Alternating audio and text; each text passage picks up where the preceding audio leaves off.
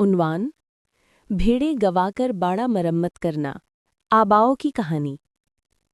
एक पुरसुकून और खूबसूरत पहाड़ी गांव में एक नन्हा सा लकड़ी का डब्बा रहता था जिसका नाम था आबाओ। आबाओ बहुत चंचल, खुशमिजाज और मेहनती बच्चा था। उसके पास कई प्यारी भेड़ें थीं, नर्म व मुलायम जैसे रुई के गाले और सफ़ेद जैसे आसमान पर तैरते हुए बादल। जब वो सब मिलकर पहाड़ियों पर चढ़तीं तो मंजर ऐसा लगता जैसे ज़मीन पर बादल उतर आए हों।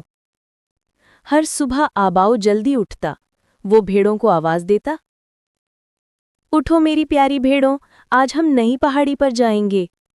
फिर वो लकड़ी की बांसुरी बजाता और भेड़ें एक कतार में उसके पीछे चल पड़तीं। वो गांव से बाहर निकलते जहां हरी घास, खुशबूदार फूल, तितलियां और ठंडी हवा उनका इस्तकबाल करती। आबाओ घास पर बैठकर गुनगुनाता रहता और जिंदगी बहुत खुशगवार गुजरती। उसने अपनी भेड़ों के लिए खूबसूरत सा बाड़ा बनाया था, लकड़ी और बांस की मदद से।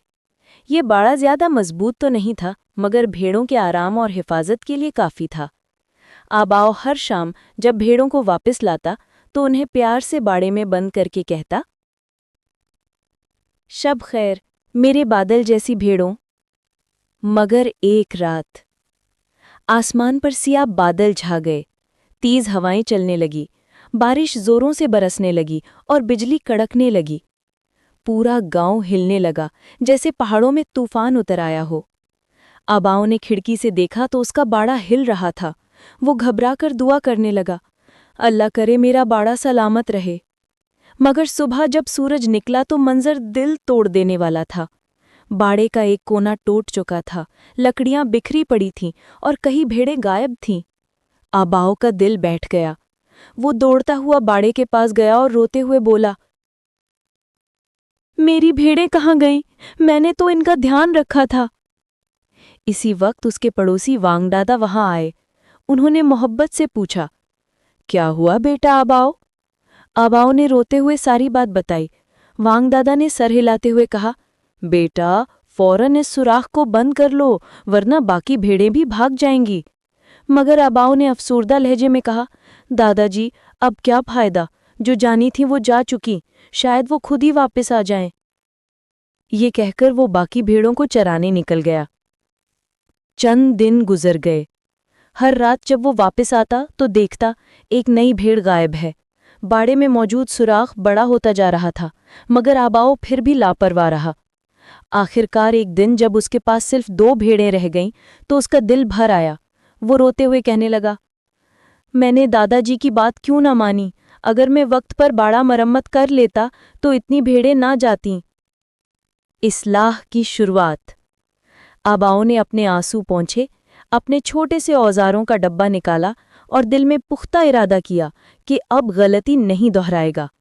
वो दौड़ता हुआ लकड़ियां, रस्सी और बांस लाया और सुबह से शाम तक मेहनत करता रहा। कभी कील ठोंकता, कभी लकड़ी सीधी करता और कभी खुद से कहता, आबाओ हिम्मत नहीं हारनी, ये तेरा फर्ज है। आखिरकार शाम तक बाड़ा पहले से ज्यादा मजबूत बन गया। आबाओ ने सुकून का सांस लिया, भेड़ों को प्यार से देखा और शुक्र अदा किया। सबक का लम्हा।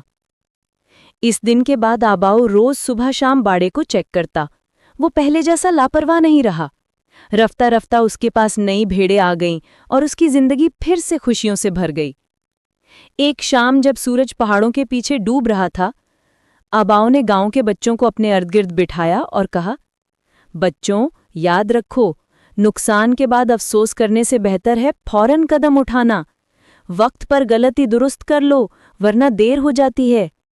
बच्चे गौर से सुनते और सबके चेहरों पर सोच की झलक नजर आती। उस दिन के बाद गांव में ये कहावत मशहूर हो गई, भेड़ें गवाकर बाड़ा मरम्मत करना, यानी नुकसान के बाद सूझबूझ आना।